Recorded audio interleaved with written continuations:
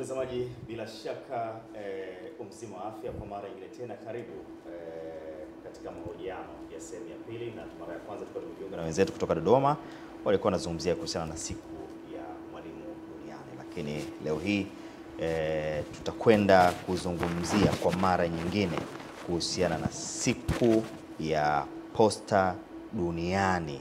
Nafahamu unaelewa kwamba kuna shirika la posta hapa nchini Tanzania lina historia kubwa kwelikweli, na limekuwa na mchango mkubwa sana katika maendeleo ya nchi yetu ya Tanzania, na kuna majukumu mengi, na hivi sasa shirika hili limeelekea kidigitali zaidi, na serikali imeweza kuliwezesha shirika hili ili liweze kwenda kidigitali. Tutafahamu ni mambo gani kadri ya siku zinazozidi kubadilika na lenye shirika linazidi kubadilika sasa. Lakini kubwa zaidi kwa siku ya leo, tutajikita katika siku ya posta duniani. Tutafahamu historia kidogo ya siku hii, kwa nini ilianzishwa, lakini pia tutafahamu shirika la posta majukumu yake ni yapi hapa nchini Tanzania. Nitumie nafasi hii kuwakaribisha wageni wangu katika studio zangu. Nianze kumkaribisha Elia Madulesi ambaye huyu ni mkuu wa kitengo cha habari na mawasiliano ya Posta Tanzania. Karibu sana kaka.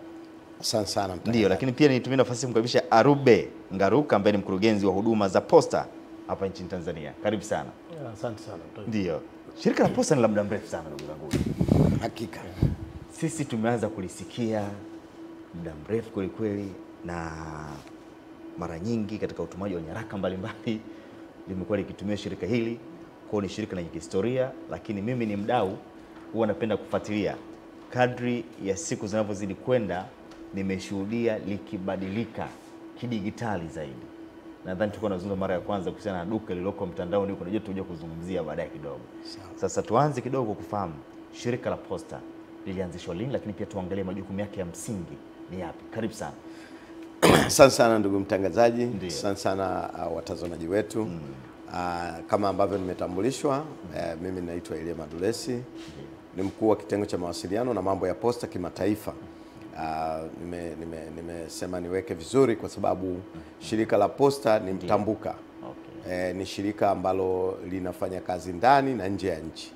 Hata kuanzishwa kwake, kwenye madhumuni ya kuanzishwa kwake imetajwa kwamba linatoa huduma za posta ndani na nje. Kwa hiyo historia inasema shirika la posta lilianzishwa kwa sheria ya bunge namba 19 ya mwaka 1993. Ndio. Lakini lilianza kazi rasmi mwaka 1994 Januari. Baada ya kugawanyika kwa lililokuwa shirika la posta na simu Tanzania. Kwa hiyo kuligawanyika pale, kapatikana kampuni ya mawasiliano ambayo sasa hivi inaitwa shirika la mawasiliano, ilikuwa ni TTCL. Alafu ikapatikana mamlaka ya mawasiliano, wakati huo ikiitwa TCC, sasa hivi inaitwa TCRA, mamlaka ya mawasiliano Tanzania, na likapatikana shirika la posta. Kwa hiyo baada ya kugawanyika rasmi mwaka 94, shirika la posta likaanza kazi rasmi. Na kama ambavyo umegusia, kulikuwa na makusudi wakati linaanzishwa. Malengo ya kuanzishwa kwake ilikuwa kwamba shirika hili litatoa huduma za posta ndani na nje ya mipaka ya Tanzania. Kama unavyofahamu, shirika la posta ni mtambuka. Sio tu linahudumia ndani, lakini wananchi wana mahitaji nje ya mambo yanayohusiana na posta. Kwa hiyo shirika hili ndio lenye dhamana, wanaita ni mtoa huduma za posta mteule wa serikali. Lakini pia lilipewa jukumu la kutoa huduma za fedha na uwakala kwa namna ambayo inaweza kuwafikia wananchi, wanasema kuwajumuisha wananchi wote mahali popote walipo, ile inclusivity, bila kuwabagua maeneo waliopo. Lakini pia limepewa jukumu la kutoa huduma za counter, kwa maana ya huduma za serikali, huduma za kuwezesha biashara, usafirishaji. Haya ni majukumu yake ya msingi.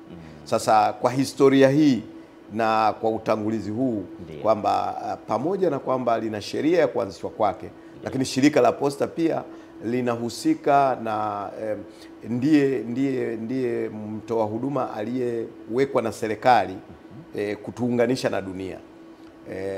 Shirika la posta, nchi ya Tanzania ni mwanachama wa umoja wa posta duniani. Na ndio maana leo tunapokuja kuongea habari za siku ya posta duniani, maana yake lenyewe limepewa jukumu na nchi, ni mwanachama, lakini lenyewe limeteuliwa. Kwa hiyo ni kwa utangulizi labda niseme hivyo. Sawa. Asante. Ni shirika la kimataifa. Ni shirika la kitaifa na kimataifa. Limevuka mipaka. Umesema huduma za fedha na uwakala. Ndio. Unajua, tufafanulie vizuri. Huduma za kifedha kwa namna gani na uwakala kwa maana gani? Asante ndugu mtangazaji. Shirika la posta ni shirika la umma, lakini pia ni shirika la kijamii. Ndio. Lenyewe sio benki, lakini linatoa huduma za uwakala, kwa maana ya kwamba huduma za benki zote unazoziona zina ushirikiano na shirika la posta. Kwa hiyo unaweza kupata huduma za CRDB, shirika la posta linatoa, za NMB shirika linatoa, za NBC shirika linatoa. Kwa hiyo ni wakala wa mabenki na taasisi za fedha. Lakini nikiongeza hapo pia shirika la posta lina huduma za fedha, kwa maana ya duka la kubadilisha fedha za kigeni la kuaminika, liko posta. Tunavyo vituo kadhaa ambavyo vinatoa hizo huduma. Sawa. Tunaposema shirika hili linatoa huduma ndani ya nchi na nje ya nchi, ni huduma gani hasa? Nataka tumfafanulie huyu mtazamaji, huenda kuna mwingine alishajua tu ni kutuma nyaraka tu na vitu vingine ambavyo vimezoea. Ni huduma gani hasa ambazo wakati mwingine zinaweza zikatolewa kimataifa zaidi kupitia shirika la posta? Asante mtangazaji. Niko na mkurugenzi wa huduma za posta, lakini kwa kutambulisha hilo ni kwamba wananchi wanafanya biashara ndani na nje. Shirika la posta ni platform, shirika la posta ni daraja la kuwawezesha kufanya biashara, kwa sababu kati ya huduma ambazo shirika linatoa ni za usafirishaji. Kama nilivyoanza kwamba tuna huduma za usafirishaji. Huduma za usafirishaji, wananchi wananunua vitu, wananchi wanauza vitu, wananchi wanasafirisha vitu, wananchi wanapokea vitu. Shirika la posta ni daraja. Kwa hiyo unaposema mwezeshaji wa biashara, maana yake sisi kama posta tukiungana na posta zingine tunasema wewe unaweza ukatuma kifurushi kwa ndugu yako aliye Ujerumani, lakini kwa sababu ya ile mikataba yetu ya uhusiano na shirika la posta la Ujerumani, basi wewe ukituachia tu pale, wewe una uhakika ndugu yako kwenye kijiji chochote Ujerumani atapata mzigo wake. Kwa hiyo maana yake tunakuwezesha kufanya biashara. Lakini pia tunakuwezesha kuwa na uhakika, kwa sababu ya namna ambavyo tunafanya shughuli zetu kupitia mfumo wa Umoja wa Posta Duniani ambao tunaita ni mfumo unaowaunganisha watu wote kwa usalama, kwa uhakika, kwa sababu chombo hiki ambacho sisi kama nchi ni wanachama ni chombo cha kuaminika, ni chombo ambacho tunaita ni tawi la taasisi ya Umoja wa Mataifa linaloshughulika na uendelezaji wa huduma za posta. Sawa. Sasa tuelekee kwa kaka yangu Arube Ngaruka ambaye ni mkurugenzi wa huduma za posta. Amegusia baadhi ya huduma ambazo zinatolewa na shirika la posta hapa nchini Tanzania, lakini si vibaya tukasakafia kwa kina zaidi, kwa sababu wewe ndio mwenye idara yako mwenyewe. Lakini tunahitaji kufahamu mabadiliko yamekuwa sana. Ni kwa namna gani mmebadilika kuhakikisha kwamba huduma zenu mnazotoa zinatolewa kwa kisasa zaidi, hasa tukiangalia mabadiliko ya kiteknolojia? Kwa sababu shirika la posta limeenda kidigitali na sisi tunahitaji huduma hizi ziende kidigitali zaidi. Karibu. Asante. Labda nishukuru kwanza kupata nafasi hii. Shirika la posta kazi yetu kubwa ni kusafirisha barua, vifurushi, vipeto na hata mizigo mikubwa ile. Tunadili nayo. Hiyo ni mkurugenzi tu, kuna watu wako na bishana. Kuna taasisi nyingine ambazo zinasafisha mizigo. Anasema shirika la posta bwana wanasafisha vitu vidogo vidogo. Mizigo mikubwa hii hawawezi. Kwa hiyo makontena mnasafirisha bwana? Kabisa. Sawa. Kabisa kusafirisha mizigo mikubwa. Na ukifika pale ofisini kwetu utaona kuna magari hata ni 30 mengi tu hapo kwa ajili ya kubeba hiyo mizigo mikubwa kutoka sehemu moja kwenda sehemu nyingine. Kwa hiyo ukiangalia kimsingi tunasafisha vifurushi, barua, vipeto na hiyo mizigo mikubwa. Lakini umezungumzia swala la kidigitali. Kwanza lazima tufahamu shirika la Posta tuko chini ya Wizara ya Mawasiliano na Teknolojia ya Habari. Teknolojia ile imeingia ndani yake. Kwa hiyo na sisi sasa tuko katika kuipigania ile teknolojia, tuhakikishe kwamba shirika la Posta inafanya kazi kidigitali zaidi. Na mpaka sasa tumehakikisha huduma zetu zote ziko kidigitali. Na wananchi tunachoweza kuwasihi, kuna application yetu Posta Kiganjani. Ukiingia mule unakuta kila kitu, huduma zote ziko mule. Kwa hiyo huduma zetu kimsingi ziko kidigitali, huduma zote. Na labda nitaje tu huduma ambazo tunazo sisi kama shirika la Posta. Kuna huduma ya usafirishaji wa haraka ambayo tunaita EMS, na hii ni ndani na nje ya nchi. Ameongea mwenzangu hapa, kwa maana tumeunganishwa katika umoja wa Posta duniani ambao una nchi 192 na kuna zaidi ya ofisi 600 duniani kote. Zote tumelinki pamoja kwa ajili ya kuhakikisha dunia tunaihudumia. Kwa hiyo leo Tanzania yoyote, mwananchi yoyote anaweza akatuma mzigo wake kutoka hapa kwenda nchi yote kati ya hizo nchi 192 na barua ikafika. Na uzuri wa hizi huduma zetu sasa hivi tumesema ziko kidigitali, una uwezo wa kuitrack ile barua. Aidha sisi tuwakusaidia kutrack au wewe mwenyewe ukaingia katika hata ile inasema application ya Posta Kiganjani, unaweza ukaingia mule ukaweza kutrack mzigo wako popote pale ulipo. Vile vile sio sisi kutuma, kupitia zile Posta 192 tunapokea mizigo kutoka sehemu tofauti tofauti. Kija hapa tunahakikisha tunaifikisha kwa jamii. Sasa nikija kwa upande wa ndani, mfano hii EMS ni huduma ya haraka. Tuna huduma za kawaida vile vile, lakini na zenyewe zinakuwa na uwezo wa kutrack. Unaweza kutrack item yako kwamba imefika wapi. Mfano nachukua item inakwenda Dodoma au inakwenda Kagera, inakwenda Mwanza. Ukifika pale utapata huduma katika kaunta zetu zile na watakupa tracking number. Ukiingia katika ile application ya Posta Kiganjani au hata katika website yetu, unaweza kuchukua tracking number ukaitrack, ukaiweka pale, ukaangalia, ikakuonyesha sasa hivi mzigo wako uko wapi, unakwendaje, na inaweza kukuonyesha upo kwa nani. Yani ambao hata kama umefika mfano Dar es Salaam, lakini Dar es Salaam uko section gani pale. Kwa ni rahisi, unaweza kuona picha nzima ya mzigo wako namna gani unavotoka sehemu moja kwenda sehemu nyingine. Hii ndio Posta ya sasa, kwa maana tumejaribu kuboresha kwa kiasi kikubwa sana.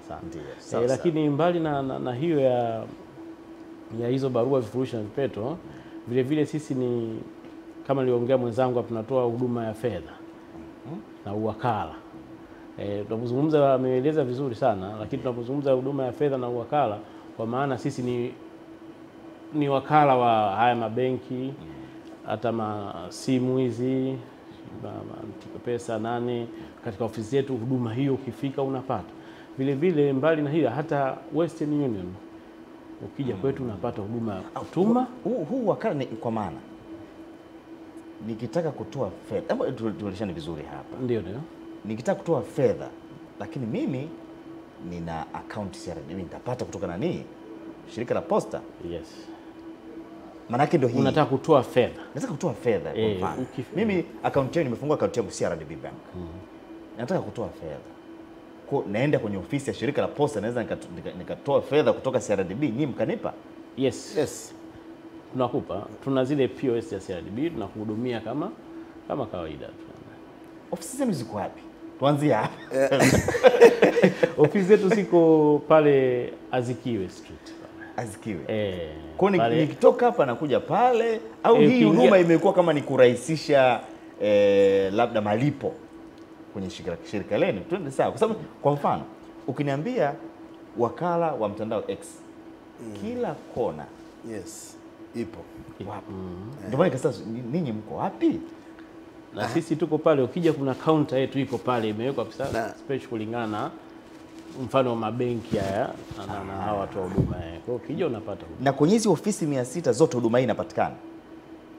Hizo umezungumza ofisi 600 ni duniani. Duniani Ndio. Ni duniani. Lakini sasa hii wakala ni ndani ya nchi. Kwa maana sehemu kubwa ya nchi yetu ya Tanzania katika mikoa huko unaweza kupata huduma ya sawa. na benki nyingine. Na kitu kizuri ni kwamba hata maeneo ndani nishaona mimi ofisi ya posta ambao taasisi nyingine za kifedha kule ziwezi kwenda, lakini labda sina elimu hii. Mtangazaji, umesema vizuri. Tunaposema hili ni shirika la umma, hili ni shirika la kisasa. Ndio. Lakini pia ni shirika la umma ambalo lina jukumu la kimsingi la kuhudumia wananchi bila kubagua walipo.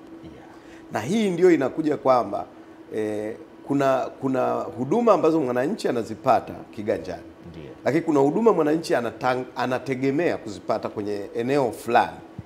Sasa hapo ndio unaona tofauti ya posta na wengine, kwa sababu pale kwenye maeneo ambayo wengine hawafiki kwa sababu labda hayana mvuto kibiashara, labda yani kwamba watu wachache.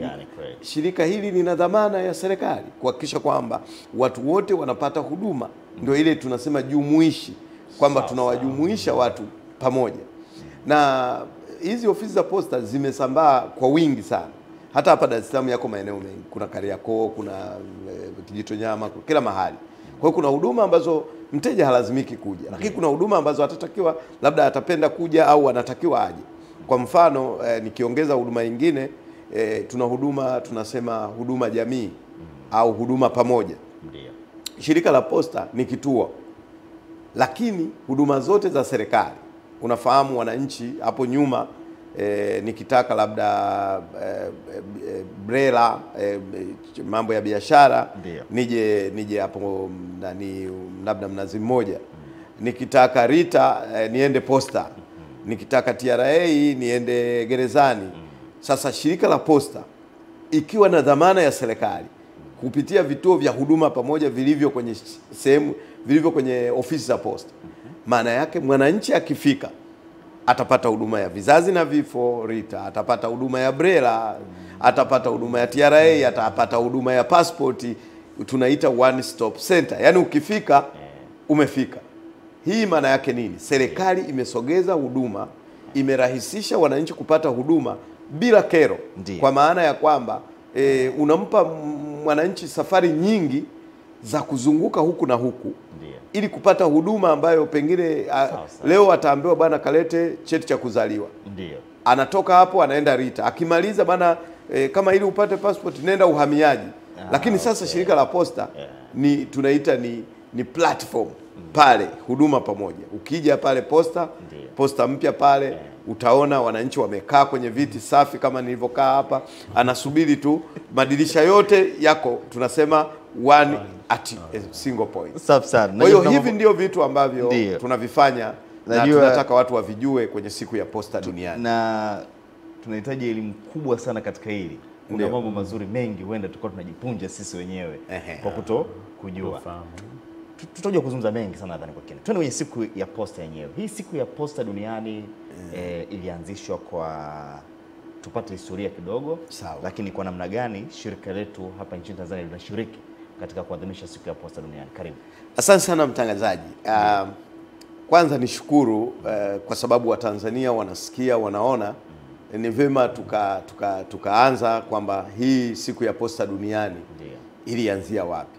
Kama ambavyo niligusia pale mwanzo, posta zote ambazo ni teule kwa maana ya uwakilishi wa serikali zinapokuwa kwenye umoja wa posta duniani.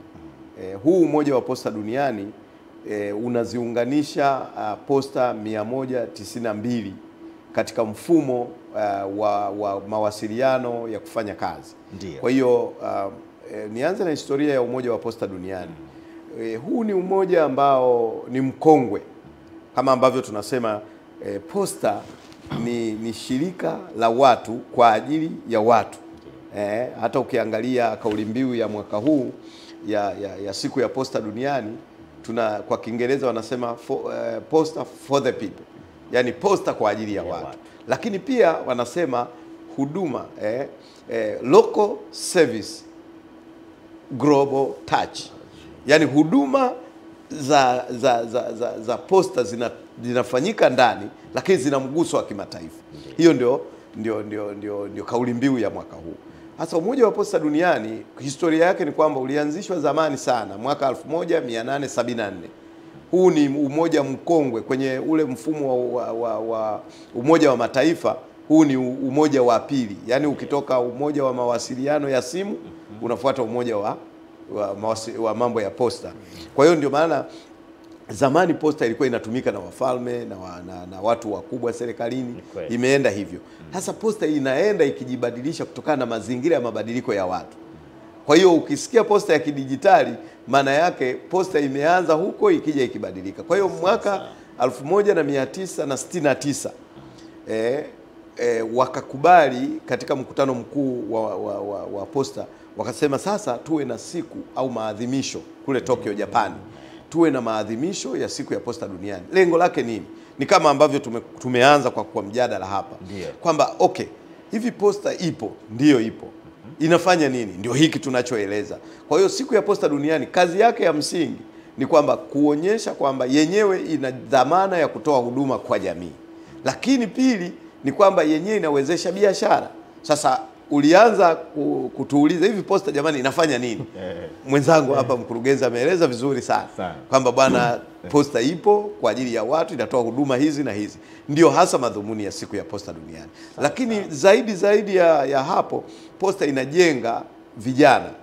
Unajua baada ya vijana tunasema tunapoenda kidijitali, tunatakiwa tukumbuke kwamba tunahitaji watu wenye ubongo ulionyooka, kwa maana ya kwamba tutakuwa na viongozi, tutakuwa na watu ambao wanatakiwa kutengeneza mikakati na mifumo ya kwenda mbele.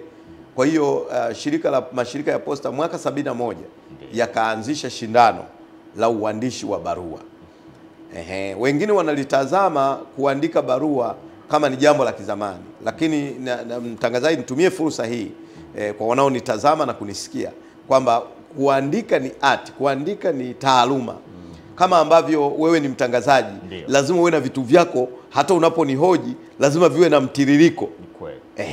Sasa kama mtu hajafundishwa art ya kuandika, hawezi kuandika hata barua ya kuomba kazi, hawezi kuandika hata speech, hawezi kutengeneza hata mpango kazi, hata mpango mkakati wa biashara au pendekezo la kutaka labda wa miradi, vitu vya namna hiyo. Kwa hiyo sisi shirika la posta, Umoja wa Posta Duniani wakishirikana na UNESCO, shirika la Umoja wa Mataifa la sayansi na mambo ya utamaduni, wakaanzisha shindano la kwamba vijana wa miaka 9 hadi 15 wawe wanapewa topic au wanapewa kitu cha kuandika ili kuonyesha wanavyoweza kupanga mawazo yao.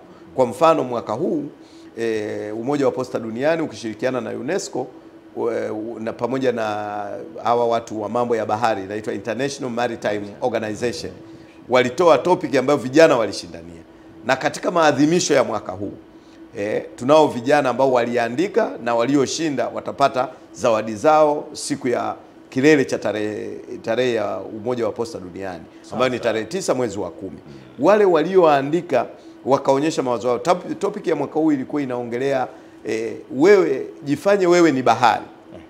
Muandikie rafiki yako ukimweleza namna gani ambavyo unapaswa kutunzwa vema, kwa sababu wewe ni wa muhimu kwenye maisha ya jamii. Yani bahari inatakiwa itunzwe vipi? Sasa watoto walikuwa wanajimwaga. Kwa hiyo wameandika watoto, tumekushirikiana na Wizara ya Elimu na wadau wengine, watoto wameandika kwenye hiyo topic, na barua ya mshindi wa kwanza tulipeleka Umoja wa Posta Duniani kwa ajili ya kushindanishwa na watoto wengine duniani. Kila nchi inatoa mshindi wa kwanza, wanashindanishwa. Yule anayeshinda basi ndio anapewa tuzo siku ya umoja, siku ya posta duniani. Na sisi kama nchi tulipeleka mshindi wa kwanza, barua yake imeshindanishwa, lakini pia kwenye siku ya tunayoadhimisha hapa nchini kitaifa, maana yake huyo mshindi wa kwanza atapata zawadi yake na washindi watatu watapewa zawadi kwenye wengine, wale washindi wengine watapewa mikoani na viongozi wetu wa mikoa. Tunaruhusiwa kujua au ndo mpaka siku hiyo? Tayari majibu yatatoka leo tarehe 3 kwenye vyombo vya habari. Kwa hiyo wale walioshiriki wanajua, kwa sababu matokeo yatatoka leo kwenye vyombo vya habari. Ndio sasa. Unaweza kuongeza na dakika chache? Nilikuwa nataka kusema hilo kama leo matokeo yale yatatoka. Ndio. Kwa hiyo watajijua. Watajijua wenyewe. Sawa. Inatakiwa iwe exciting. Sawa sawa. Kwamba huyu na huyu. Lakini ni kwamba yako tayari, tumepanga siku ya leo ndo tatangaza majibu ya washindi wetu. Nje hii tunaadhimisha wapi na tunaadhimisha vipi hii siku ya posta duniani hapa kitaifa? Hapa kitaifa tunatarajia kuadhimisha siku ya posta duniani. Tutafanyia kwenye makao makuu ya mamlaka ya mawasiliano, na tutakuwa na wageni rasmi kutoka wizara yetu ambaye ndiyo atatoa zawadi. Kwa hiyo kwa sababu hii ni wiki ya posta duniani, tutaendelea ku-unveil, lakini yatafanyika makao makuu ya TCRA pale Sam Nujoma Road, ambapo pia hao washindi wanaotoka mikoani watakuwepo. Tutakuwa na shughuli mbalimbali, lakini kubwa zaidi ni pamoja na kutoa zawadi kwa wale ambao wamekuwa washindi wa hilo shindano la uandishi. Sasa naona ni vijana kuanzia umri gani? Miaka 9 mpaka 15. Wa shule ya msingi wanaruhusiwa kuandika Kiswahili au Kiingereza. Wa sekondari Kiingereza.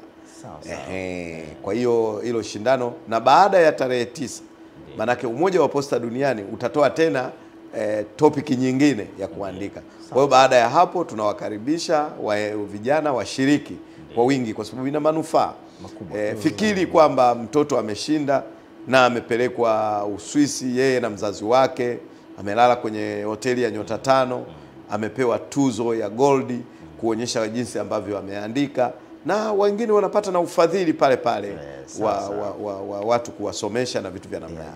Kwenda tu huko nje unatibu afya ya akili, unabadilisha mazingira. Mtoto uje kwenda huko sio wapi, mataifa nje, uje panda ndege umbali mrefu, unashangaa tu mtoto, huyo mama baba bwana tuondoke wapi? Twende huko. Hamasisha mwanao aweze kuandika. Unatoa wito gani kwa wewe, ndio mkurugenzi wa huduma shirika la posta, unatoa wito gani kwa wateja wenu? Nashukuru sana. Mimi natoa wito kwa Watanzania wote kwamba shirika la posta ni shirika la umma. Ndio. Na umma ndo wao. Kwa hiyo hili ni shirika lao. Walitumie. Sasa. Walitumie, hakuna namna. Watu waamini. Sasa hivi kuna mabadiliko makubwa kama tulivyosema. Digital imechukua nafasi kubwa sana. Kwa hiyo walitumie shirika lao. Linafanya vizuri sasa hivi. Na ukiangalia, nilikuwa sijasema nani, sasa hivi tunasafirisha hata sample. Sample za mimea, za madini ndani na nje ya nchi. Tunasafirisha sana sampuli za madini kwenda nje ya nchi, sasa za South Africa na sehemu nyingine, hata hizi za mimea na hata za kibiolojia kama zipo. Si tuko kwa ajili ya kufanya kazi hiyo, facilitate hiyo kutoka sehemu moja kwenda sehemu nyingine. Mnazingatia usiri wa taarifa za huyu mteja, sio kama nimetuma bwana mwaka mtani wanikia nani hii barua na yani hiko ndo kitu kikubwa kwetu ambacho unakipata posta. Usiri na haijalishi nani ataitaka hiyo barua. Yani usiri na usalama. Ndio maana sisi barua zetu tunapokuja kufanya, ukiandika barua inakwenda labda kwa Mr. Elia Madulesi, ndio sisi tutaifikisha kwa Elia Madulesi na atasaini na ataonyesha, tutampa baada ya kuonyesha kitambulisho chake. Ndio. Kama kutakuwa kuna mabadiliko mengine, wewe mtumaji unatakiwa utuambie. Sisi badala kwa vile amekosekana Elia, basi apewe mtu fulani. Kwa sekunde chache nataka nifahamu inanifikia hapa nilipo, kwa sababu nakumbuka mara ya kwanza kabla mabadiliko haya nenda kachukua mzigo wako pale bwana, ushafika. Mimi nataka nifahamu sasa hizi kuna anoni za makazi na nini, imesaidia sana. Unanifikia hapa nilipo mzigo haswa yani, na hilo ndo lengo. Na ndo maana unapotuma mtumaji tunamwambia pamoja na kwamba ataweka anwani za makazi na kila kitu na kusema labda anapatikana katika jengo fulani, lakini namba ya simu ni muhimu sana, kwa sababu sisi tunataka tukija tukufikie wewe mwenyewe. Bwana, tunakupigia simu huko katika jengo fulani, upo sasa, na barua yako. Ukisema sasa hivi niko Pugu Road, tunaongea bwana, tukuletee huko au twende pale pale. Kwa hiyo tutakuwa na maelekezo pale. Mimi niwashukuru sana. Asante. Nikushukuru sana Elia Madulesi, mkuu wa kitengo cha habari na mawasiliano ya shirika la Posta Tanzania, na ni shirika kimataifa hili kama hivyo, lakini pia Arube Ngaruka, mkurugenzi wa huduma za posta hapa nchini Tanzania. Na tulikuwa tukizungumzia siku ya posta duniani, na kadri siku inavyozidi kwenda tunafahamu mambo mengi sana kuhusiana na shirika hili la posta hapa nchini Tanzania. Ni shirika la umma. Mimi ni Emmanuel Makapotela. Tunapata marudio ya asubuhi njema, tutarejea baadaye kukutana na wahariri na mambo mengine mengi hapa kupitia Baragumu Live. Tamati ni saa 3 kamili asubuhi ya leo. Baki na sisi.